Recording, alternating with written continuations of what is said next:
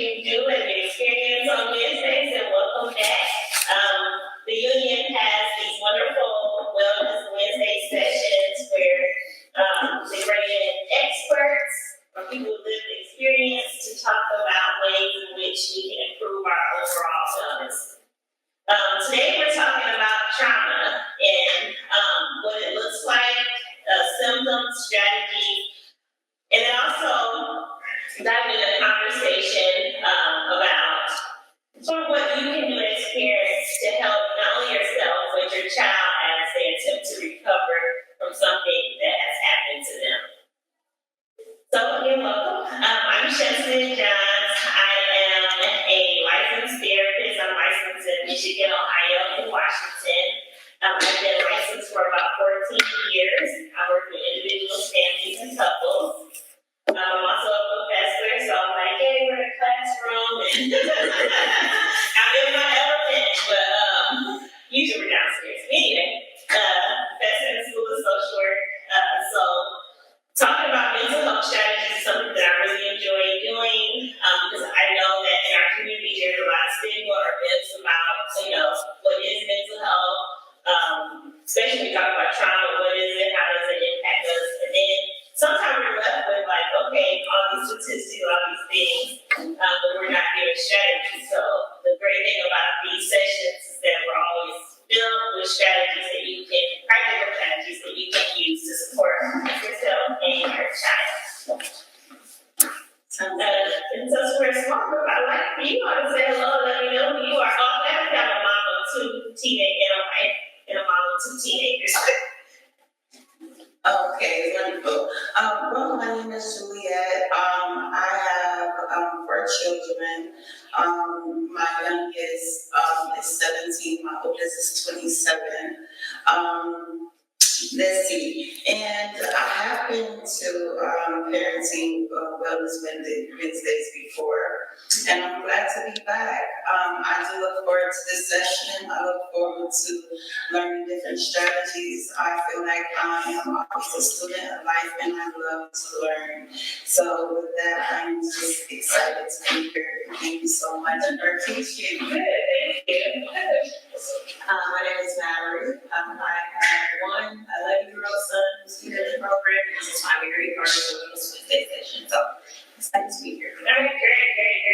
And I'm pretty laid back, so I'm saying things you have questions about or you want to add based on experiences or things you heard. We can bring all of our experiences to the session. And for folks online, I guess I work with them too, right? I have to manage that.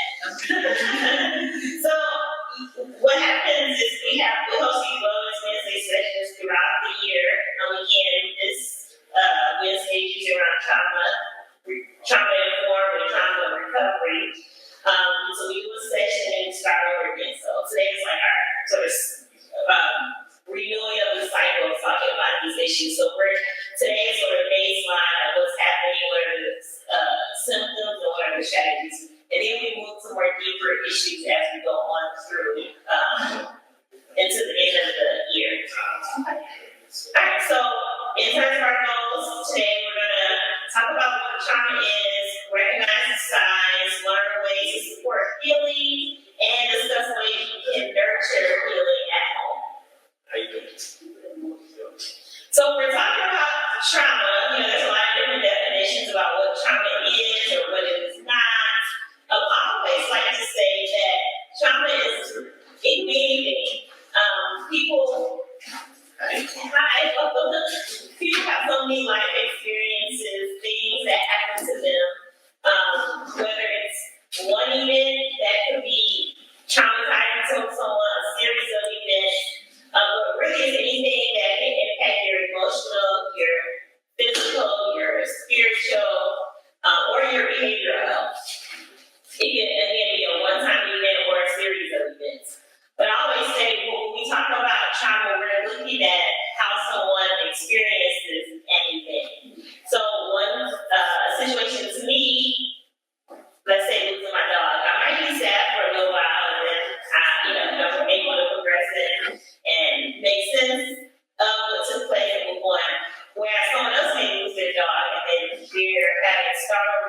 responses, nightmares, can't get out of bed, don't want to go to school.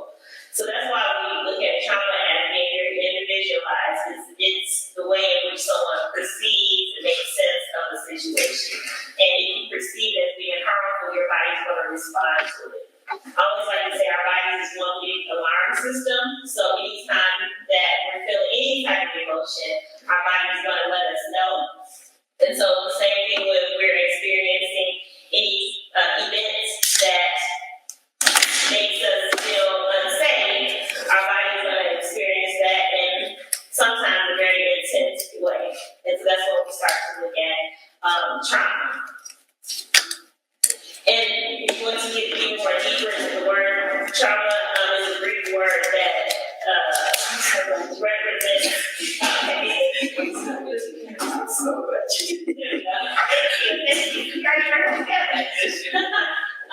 But trauma is a Greek word that means wound, because it can leave a wound on an individual, or in our context, we're talking about our children. It can leave a wound. But the good news is that they can recover from things that you do to support them.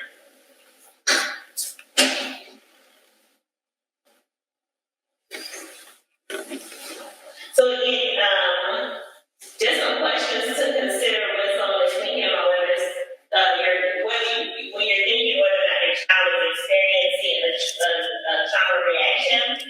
You ask questions to assess, how they're experiencing the event, because again, it's the individual's interpretation of the experience. So you're going to ask questions to see how they're experiencing it. Watch. So, are they experiencing any changes in their behavior? A keyword that we use in therapy is whether or not someone is exhibiting a change. So if I'm always a very bubbly and active person, and then then I change, I don't want to get out of my room, or I want to, or I'm easily startled, agitated, that's a change in my behavior. So those are the things that, as a caregiver, you would look for, and then you would ask questions. So sometimes some stuff we experience, especially when it comes to our internalizing emotions, sometimes we may not see those things. So we have to ask questions like, I know this happened, how are you experiencing it? And give the child a space to open up and talk about what they're feeling.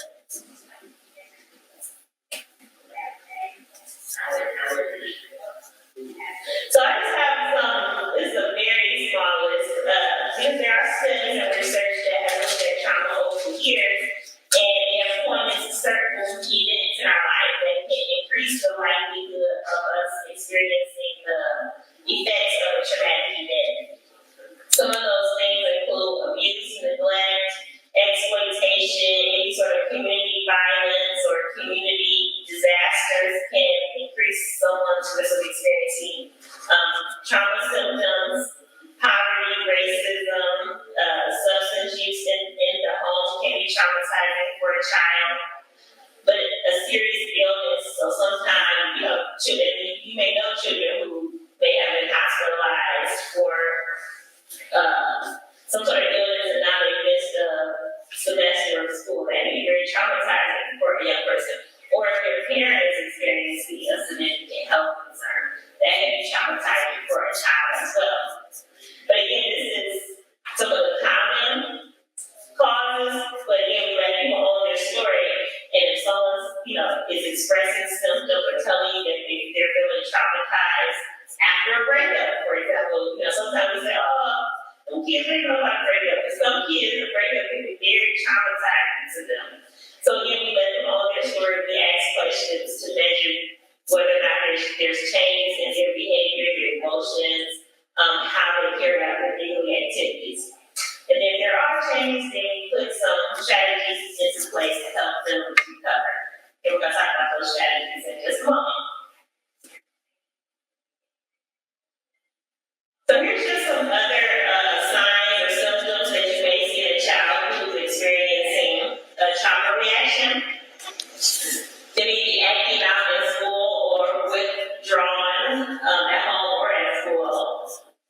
Maybe they may report trouble focusing or learning. Physical complaints, they may start to say, my stomach is hurting, I have a headache, and, my feet hurt, any type of physical symptoms, they may, start to describe to you. For younger kids, and probably even older ones as well, may start to be more clingy. So, hey, I want to come in your room with you. I know when, when my teenagers feel a certain way, they're like, oh, can I come in there with you? I'm like, okay, I guess so. But so it may start to be more clingy because you're supposed to be a safe person, so they want to come to you when they're feeling an emotion that maybe is uncomfortable for them. But especially for younger kids, they may start to be more clingy, fear of you leaving. So they may, and when you normally drop them off for school, it's like, okay, bye, see you later, peace out. But then you drop them off after maybe an event has taken place and they don't want you to leave. So those are things that you can be mindful of. Can you think of any other ways in which trauma may show up in a child's life? Any symptoms that you may have heard of, or? I would just say unexplained crying, distress. Yeah. And that's, like you said, that's not normal. So I would definitely say that would be one of them. Yeah. I would also say them having problems with expressing themselves, and they really don't know what's wrong with them, and they can't really speak it out or express it. Yeah. Anything else you can think of? Overly pleasing kind of behaviors. Oh yeah, that's actually one that we always miss because it's like acting out versus people pleasing.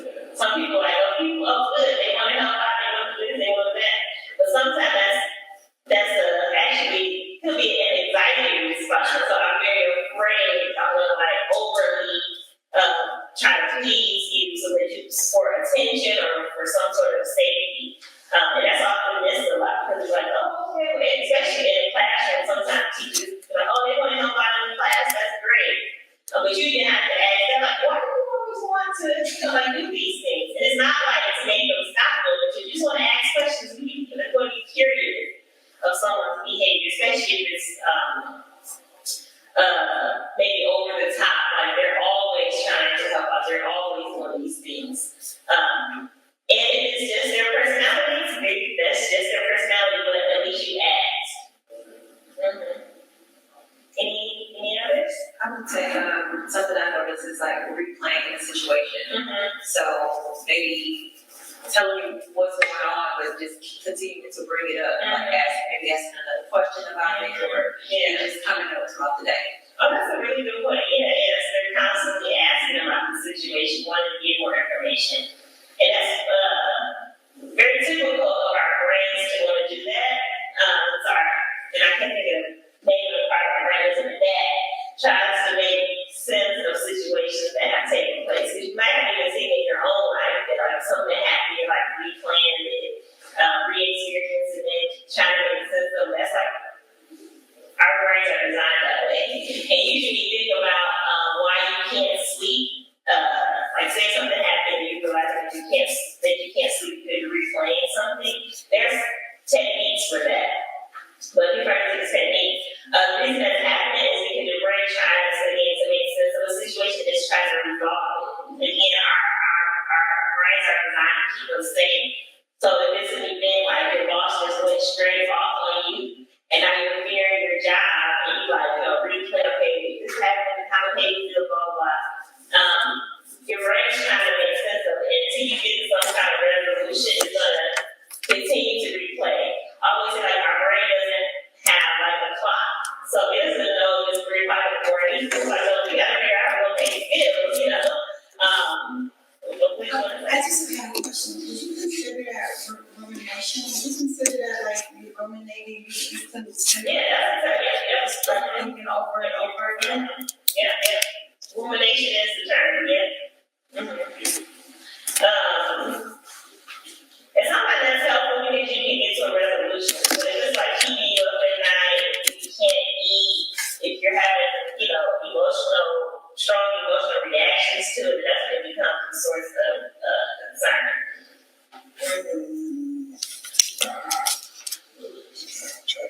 All right. Yep, so again, this is just a small list. I would just highlight change, because you know your child, and I know we're talking about being accountable for parents, but also check in with yourself. You know yourself too. So if you're like, man, I'm usually, up and with it, and now I'm like, not where I used to be. Check in with yourself, see what's going on.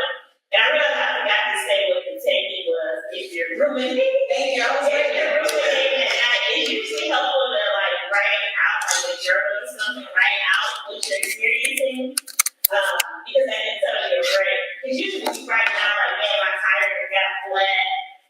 If you come to well, you know what, the tire place opens at 8 o'clock tomorrow, I'm gonna go down there and ask my job to. So you're coming up with a solution. That can usually be helpful to calm your brain down. It's not like, okay, we got a solution. And the solution may be, I don't know what's gonna happen, but and give yourself some kind of coping strategy or a sense of hope. I don't know what's gonna happen next, but I know, I have these support systems in place. I have, time I can take off for, try to give yourself something, even if it's not like an immediate solution that is, available to you at the moment.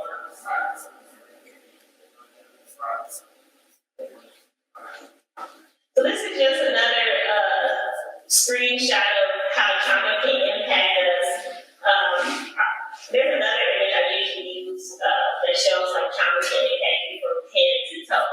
So, and again, the symptoms are not bad in and of themselves, because they're trying to alarm you that something isn't right.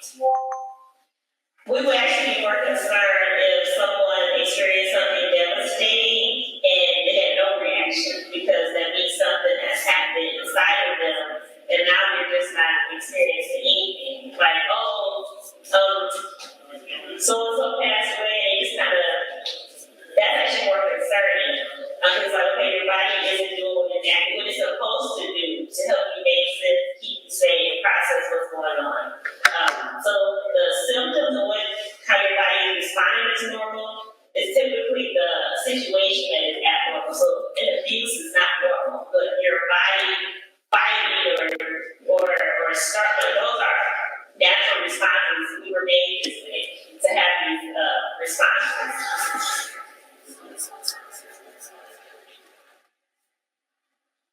Okay, so when you think about parenting with trauma, because again, this is focusing on how children experience a traumatic event, but sometimes we have to parent after we've experienced something traumatic. And that can be very difficult as well. And so after a parent experiences a traumatic event, they may show an increase in their lack of patience, difficulty concentrating, they don't want to get out of the room. They're experiencing a range of emotions that they're not able to make sense of, and their reactions to their child is not the way they want it to be. When you think about parenting after experiencing a traumatic event, can you think of any other symptoms that a parent may feel? Isolation. Mm-hmm. Yeah. Yeah, I have a lot of clients that I don't want to get out of bed.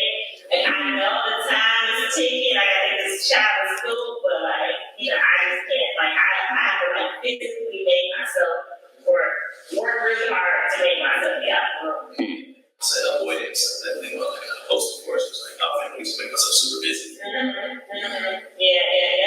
Avoidance, for sure. Now, you just mentioned, you said that energy piece, right? Where it's like you having to force to get yourself out of bed. But normally, how long does that, I guess, take? Like if we see it over a long span of time, like years, is it something more? I don't say traumatic. Yeah, is it something? Yeah, I'm trying to figure out. Because I've seen that. I think we've probably seen it in our family, right? Where we always have, we had a family member. We go over their house, and I know me, it was like the aunt was always in the room, you know what I'm saying? But that was like her norm, right? Like she didn't have the energy to come out. She didn't come out to socialize really, or the uncle that stayed in the room who didn't come out to socialize or whatever the case may be. Because I don't know. So when you start putting the pieces together and you talk about trauma, it's like, oh, that's probably that's a trauma response. Yeah, something might happen. Yeah. So after something happened, typically 4 weeks is like a clinical time frame where like you're expected, like I said, like your body needs to react to what's happening. Mm-hmm. And so 4 weeks is usually the time frame. Okay. But it can be, it can be longer. But if it is longer, that's when you might want to seek professional help. Okay. This person, like maybe had a car accident and now they're like clinging on to their life and they're in the car with somebody, like you expecting that to happen. Or like you're looking around, they're trying to drive with you. But 5, 6 weeks, they still don't want to get in the car, they're still starting. Can you see how that can be a source of concern? Where you would want to get your child or get yourself some help, that you can experience it as well. Yeah. And then trauma can lead to PTSD symptoms, depression, anxiety disorder. So it can lead to other mental health concerns if it's not recognized. And yeah, people often raise our hands that we have family members who kind of like, oh, that's just how so and so is, or oh, they never give out, they never do, And I would say that person maybe was never given the opportunity to see that life can be different. Right. I'm resonating with all of it because my dad passed 2 months after my son was born, so I dealt with postpartum on top of grieving at the same time.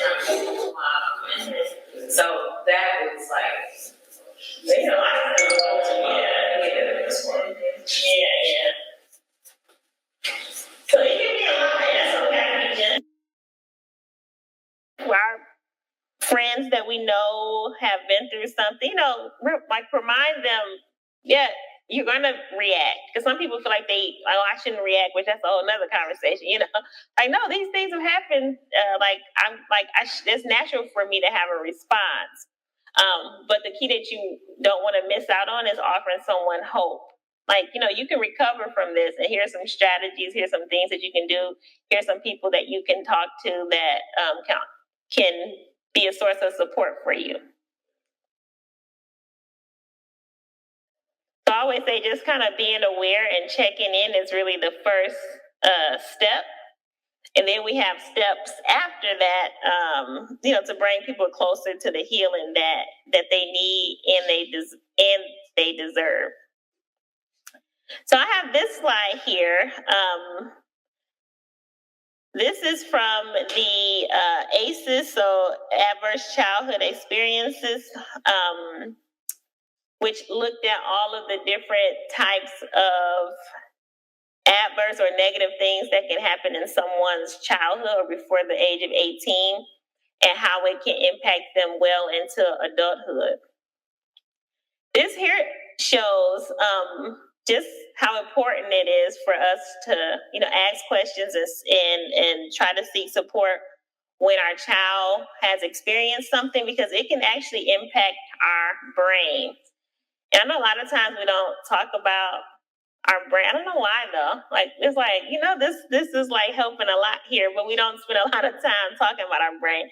So it's kind of my own little mission of not to be like overly scientific or technical, but just remind us, similar to how if our arm was hurting, we would probably go get an x-ray, or, if our leg was broke, we gonna like, okay, this is a part of our body, we got to figure it out.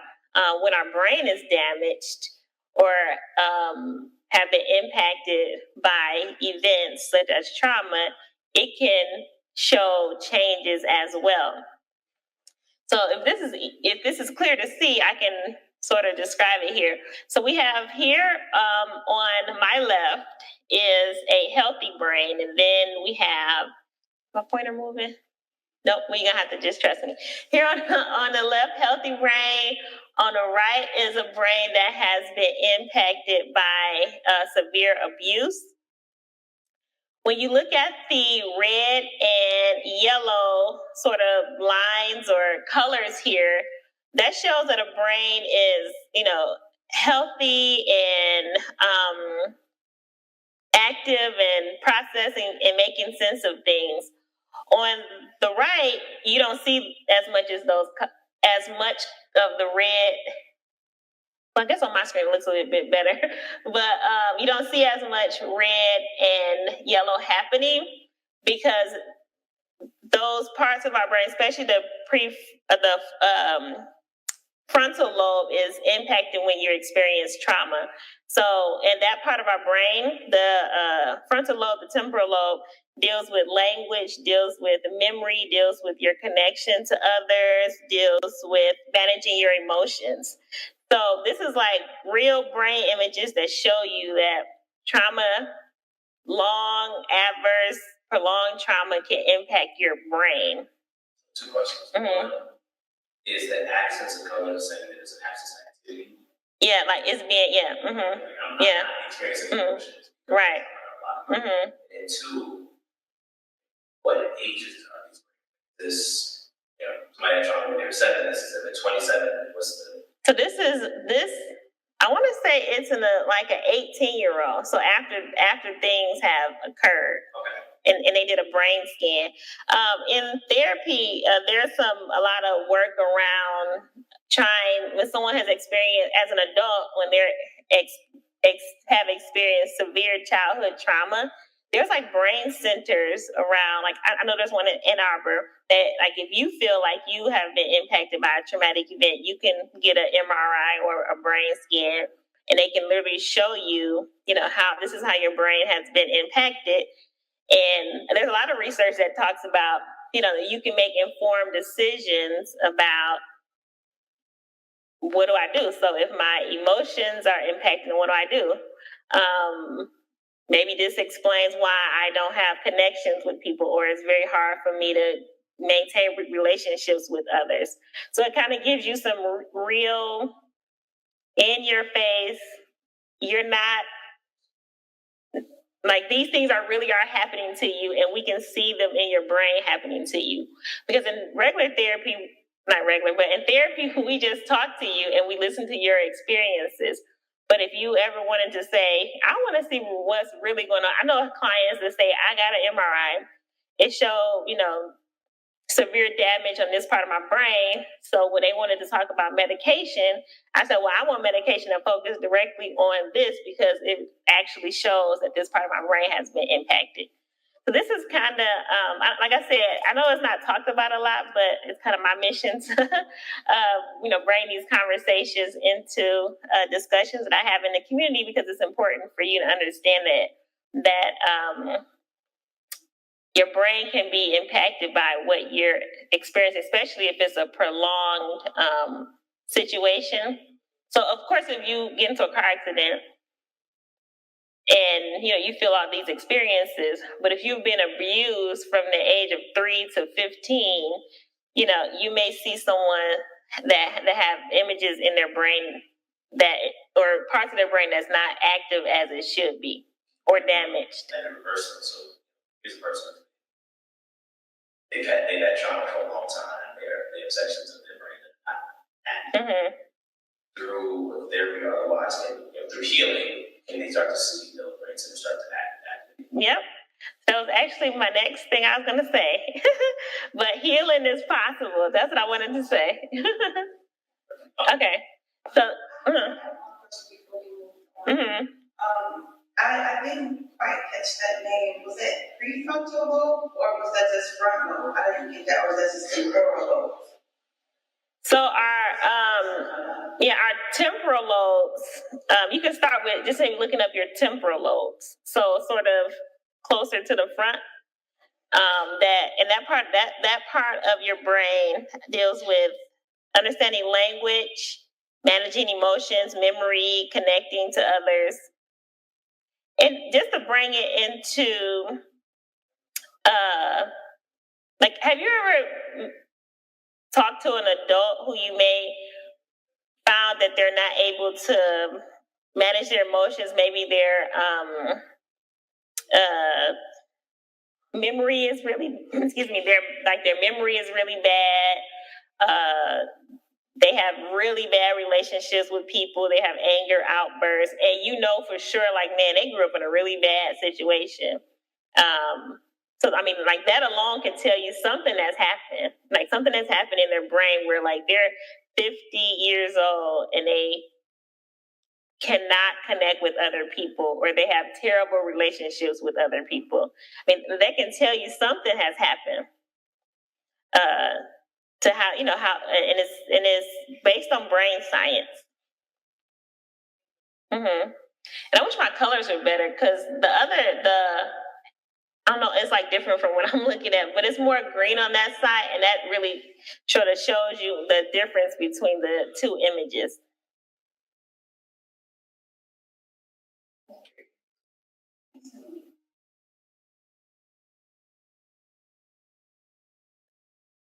All right. So I was going to answer his question, but yeah, the good news is that healing is possible. So there's a word that is pronounced neuroplasticity, and that is a fancy word for simply saying that we can rewire our brains to experience life more fulfilling, more meaningful. There's ways in which you can reverse some of the damages that have been done, but it's going to take depending on how much damage has done, obviously it's going to take a while. But offering that hope, like, yeah, things can change. This doesn't have to be always how uncle shows up in life. Now, we can't promise a full recovery because it depends on what has taken place. Like, similar to how if you broke your leg and they kind of put it back, they kind of let you know, hey, we can do these physical therapies, we can do this, we can do that. You may have a full recovery, you may have, certain pains or certain things that show up. So healing is possible. Your brain can form new connections. It can reverse damaging effects that has happened to it. But again, it takes a while. But that's the hope, and that's the reason we have these trainings, because we want people to start developing new pathways. Similar to how your child may say, I cannot do math, I'm so terrible at math. This is what you can, like, you can actually learn these things. Like, your brain can rewire, make new connections, process things. It's like you can do these things. It's based on science. You can learn things. Like, your brain has the ability. Like, you don't have to always be this angry person. Your brain can make new pathways. So say you are working with a therapist to learn how to manage your anger. Your brain is making new pathways. So, okay, so I don't have to pop off every time something doesn't go my way. And the more you practice those things, your brain is rewiring itself, making sense of, okay, I don't have to do these things anymore. Yep. And outside of older adults who may experience dementia or any forms of Alzheimer's, before that point, there's research that says you can learn, you can rewire, you can have new experiences. And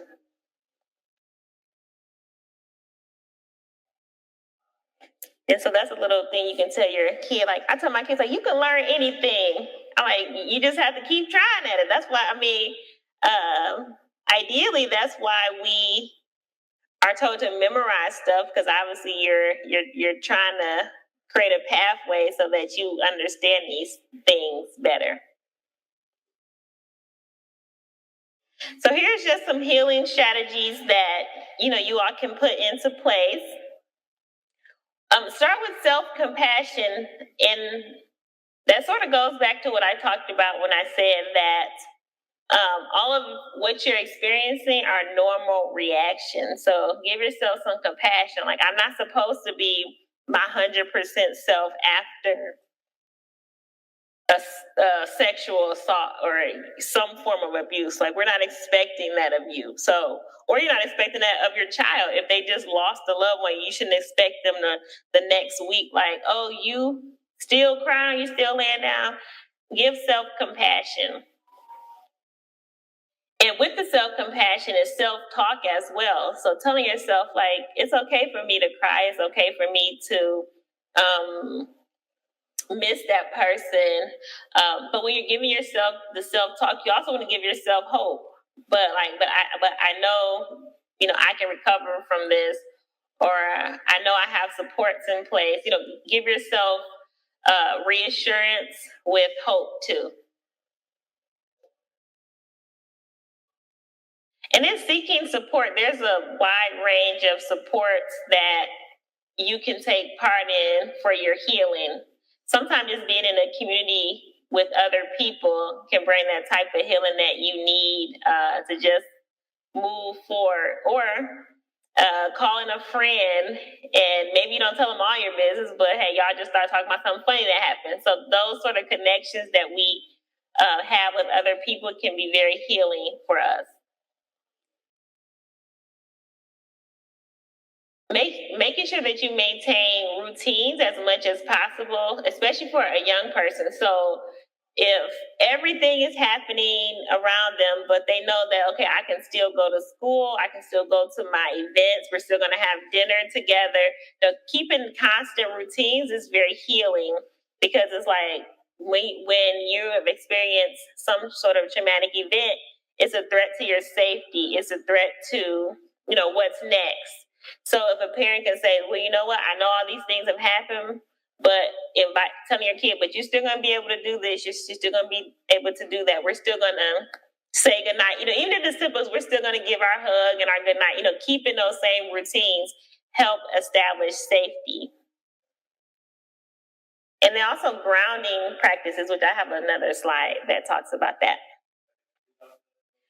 Expressive outlets are also helpful. So listening to music, doing some sort of art, journaling, any sort of expressive outlet can be a healing practice for someone as well. And then setting healthy boundaries. So if something that's taking place, it's okay for you to say, hey, today ain't the day for me to be doing this, or today ain't the day for, setting boundaries, letting people know when you want to talk about, or if you want to, because it is your story. Even if it happens to everybody, it's still your individual story. So set a boundary. Hey, I don't want to talk about this today. And that's okay, because it reduces stress. Because I know when something happened, everybody's calling, everybody's doing this, sometimes. And that can be stressful. So, setting healthy boundaries is okay. And I just have this quote here that when I talk about positive self-talk, just telling yourself you are safe now. Because your brain, tell your brain, like, I'm safe, like, I'm not in that situation. Telling someone I'm here for you. Saying whatever you feel is okay. And you can also say, if a family has experienced something together, we're going to work through this together. What are some other, self-talk that maybe you can tell yourself that can bring you some peace? Just give yourself some grace. Give yourself some grace. Like, it's not always going to be like this. Mm-hmm. Yeah. It's always feel this way. Mm-hmm. And it will get better. Mm-hmm. Mm-hmm. I like that. It actually made me feel good. Like, it's gone. Like, what are some other things we can tell ourselves? I have my son do affirmations every morning. Mm-hmm. So one of the things he says is, I'm learning and growing. Mm-hmm. It's like, things are going to happen, but what is the lesson in? Yeah. Mm-hmm. So, just getting him to understand that, mistakes happen. Mm-hmm. And, I tell him, even at my age, I'm Mm-hmm. growing. Mm-hmm. Mm-hmm. Yeah, and consistently saying that stuff. Like, mistakes happen, And I'll tell my kids, like, what did I say? They're like, mistakes happen. So I think like you constantly saying those things, just putting it in your child's mind. Like I dropped my daughter and her friend off at school. I thought that was my phone. I dropped my daughter and her friend off at school, and I have this one scripture we literally say every single time they get out the car. And I was thinking to myself, I'm like, and not only my daughter, but her friend, I'm like, you know what, when she gets older, she gonna be like, that woman said the same scripture. I'll say, and then setting healthy boundaries. So if something that's taking place, it's okay for you to say, hey, today ain't the day. Even if it happens to everybody, it reduces stress. Healthy boundaries is you are safe now for you. Together. What are some other, self-talk that maybe you can tell yourself that can bring you some peace? Just give yourself some grace. Give yourself that. Because we can tell ourselves.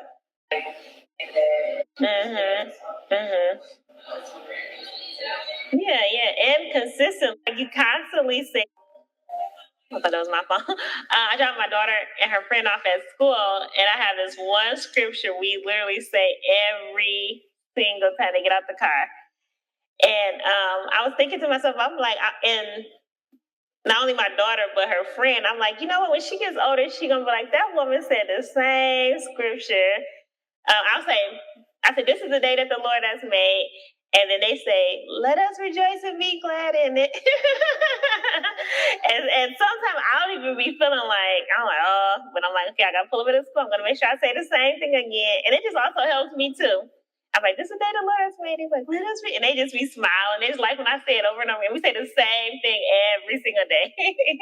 Yeah, so affirmations are just repeating something that's uplifting. You may not see the evidence of it right away, but you just never know what that's going to do for somebody. That's what I tell them, like, even if he forgets to stand while we're at home, because I tried to have him do it in fear. But I have him pull the mirror down. Yeah.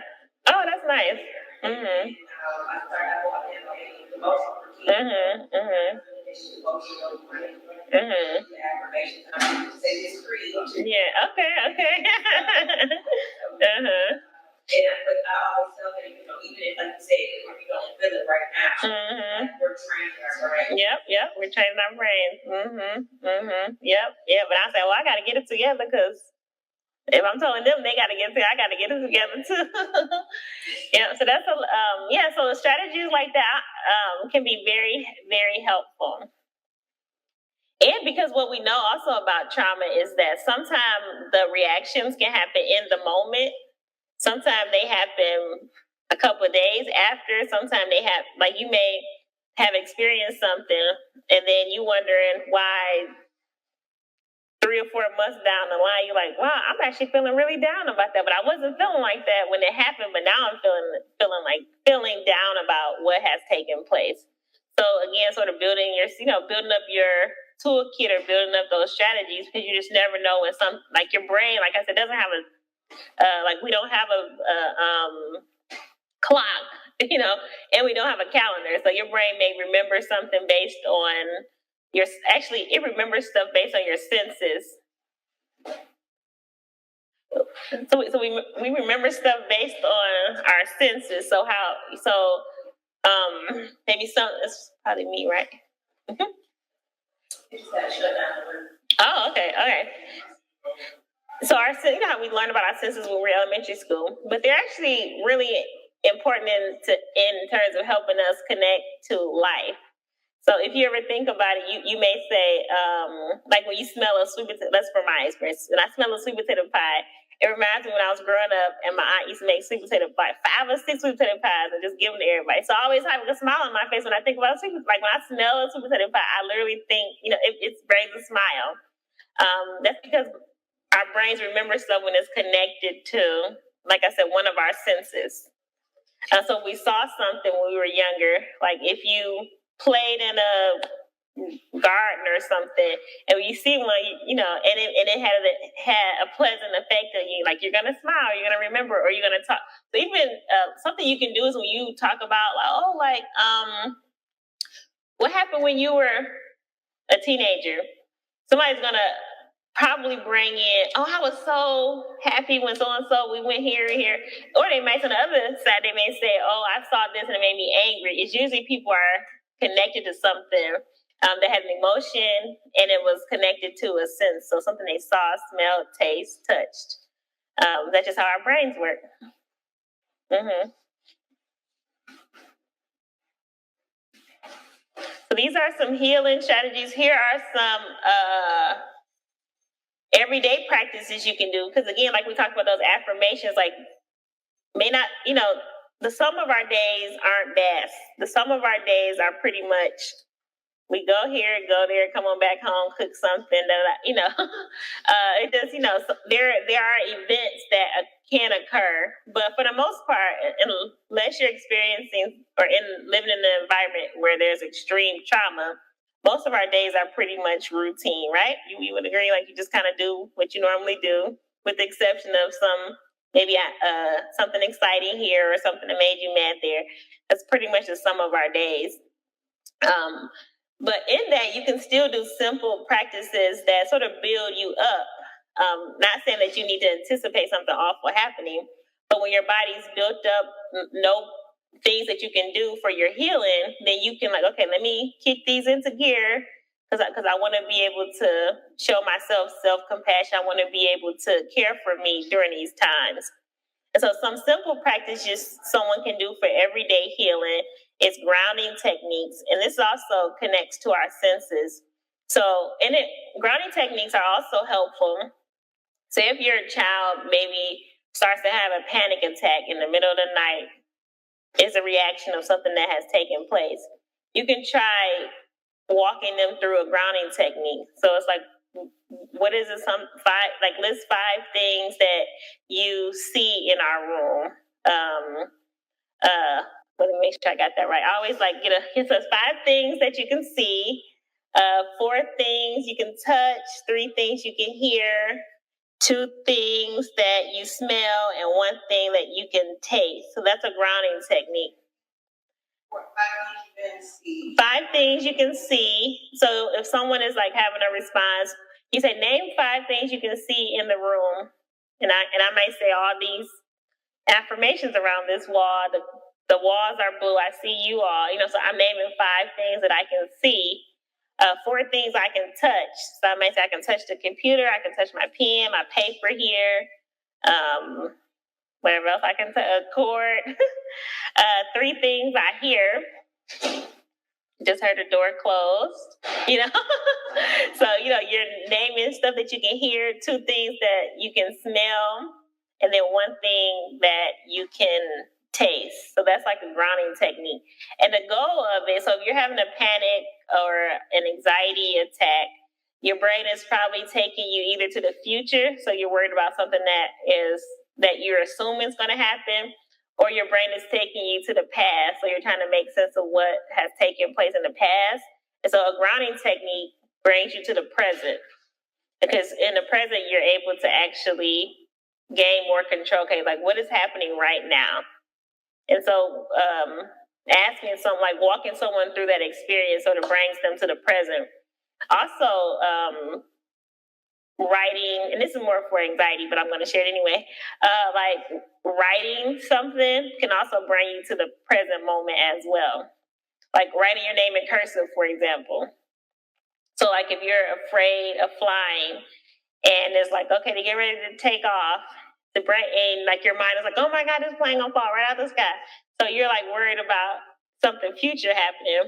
If you just write your name in your hand in cursive, and if you have a long name like me, then you all set. So write your name. Because your brain's gonna focus on trying to do that right, instead of worrying about what you perceive is going to happen. So that's a technique. Or drawing something, anything that's going to bring you to the present moment. So something that you can smell, it's going to bring you to the present moment, versus making you think about the past or the future. And so deep breathing is also another technique. Being able to go out in nature, listening to calming music, keeping a gratitude journal. All those things are healthy everyday practices you can do for you. And you can encourage your child to do. Or you all can do it together.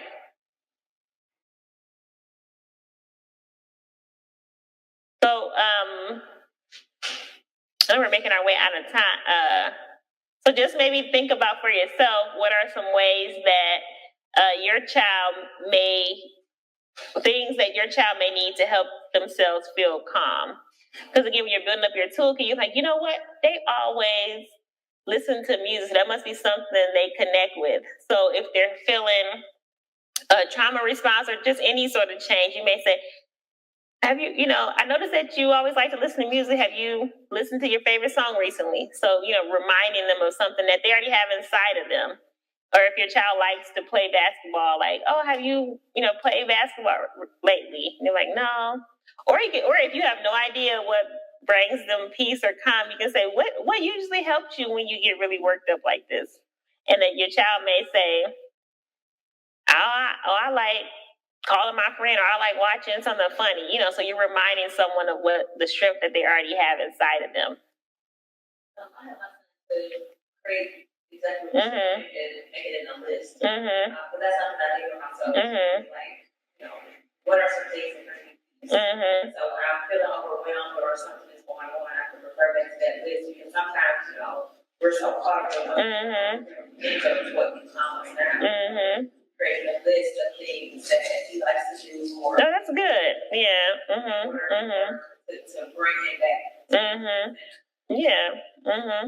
You'll be surprised what some of your kids like to do. Like my son said he likes to listen to jazz, and I was like, really? They say he liked to listen to jazz. So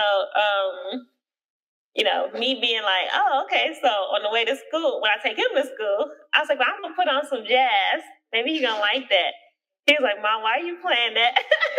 He won't listen to it in his headphones. He don't want me to put it on the cars. I'm like, okay, whatever. So we just won't listen. Like, you can listen to what you want to listen to. I'm listening to my jazz on the way to school in my headphones. I'm like, okay, no problem. So we talked a lot about these here. One thing we haven't talked about a lot is normalizing emotions. So it says talk openly about emotions, but normalizing that we all have a range of emotions. And our emotions give us information. So if you're feeling excited, like, well, what's causing you to feel excited? Oh, I got an A on something. Like, okay, so that, so that emotion is giving you information that you like getting A's on stuff. Or if you are startled by something, like, well, what's sort of centered around it? Like, what's happening? So again, let your emotions, don't suppress them, let them give you information about you. And then then you can know what to do with it, right? So if it's an emotion that is unhelpful to you, you can say, well, I'm feeling jealous. It's not helpful to me in this moment. So what can I do about that? So no emotions are good or bad. Sometimes they can be unhelpful in a situation. For example, when you are extremely nervous about giving a presentation, that emotion isn't helpful because you got to get up and do this, And so, okay, well, why do I feel this way? What are some things that are contributing to this emotion that I feel? And use it to, find some solutions for you.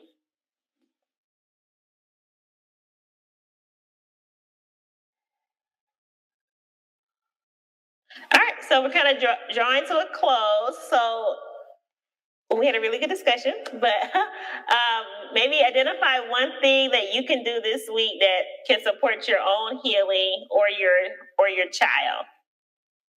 So maybe you can think about one thing that you can do for you or for your child to support their healing.